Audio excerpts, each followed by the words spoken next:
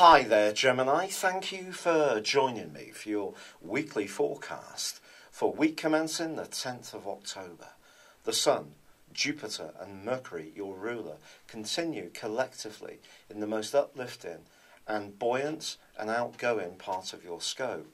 This is your opportunity to demonstrate to people what a one-off you are and how talented you are, and also how much fun as well.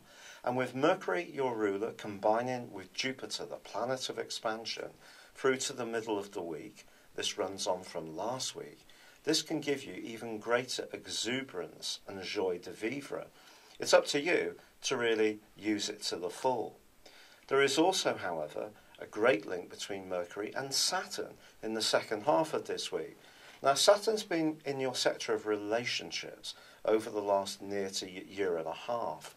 It hasn't been an easy time for you necessarily. You've probably learnt a lot about your needs in this regard, and also of how other people view you, and also the needs of those people you're most closely entwined with. But this is a very stabilising link, and if you're fortunate, it points towards some really constructive dialogue in the second half of this week. But I have to say, there are some contra energies this week, because from the middle of the week, the Sun is going to be in opposition with Uranus. Uranus is a very sudden, erratic, restless, independent energy. And for you, it's been in your sector of your long-term future. It's given you a much more radical view of the world over the last 4 years, which in lots of ways I think you would agree is a very good thing. It may even have given you a much greater sense of independence at times, or when you have come together with people, it needs to be with people who really understand the more the wider perspective and desires that you have in life. So much more unusual people, people like you, who respect your desire to be much more authentically yourself.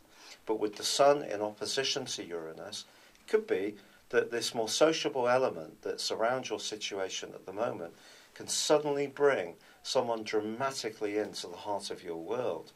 Now, if you're footloose and fancy free, this could lead to something of a fling, and there could be a connection which is very charismatic between you and the other person. Whether it will be more long-lasting is another matter, but there is another very important aspect as this week draws to a close, and that sees Mars and Pluto combine. Pluto's been in a very business-like part of your scope for the last 7 years. It's also an area which is very much to do with ends and beginnings. Because Pluto is the planet of transformation, I think some elements of your situation have really evolved during that period of time. But with Mars up close and personal to Pluto, things can get very, very intense, passionate, and even explosive if you're not fortunate enough to be in such a well-regarded relationship. And the issue here can all be about possessiveness or control or power. Maybe someone's just trying to steer you a little bit too much, or that's how it can feel.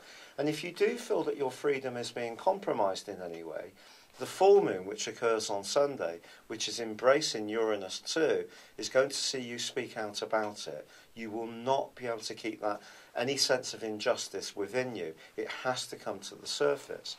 Alternatively, all this energy can really spark within you even greater desire to express yourself, and also to find a way in which you can reward yourself for your ideas and your creativity. But it is a very, very passionate time. And I think whichever way it's going, you're going to find that there's going to be some different strands. Some people you can really relate to. There may be others you almost want to pull away from. It just depends on your unique situation. It's been a real pleasure being with you. Thank you for joining me. Good luck and goodbye for now.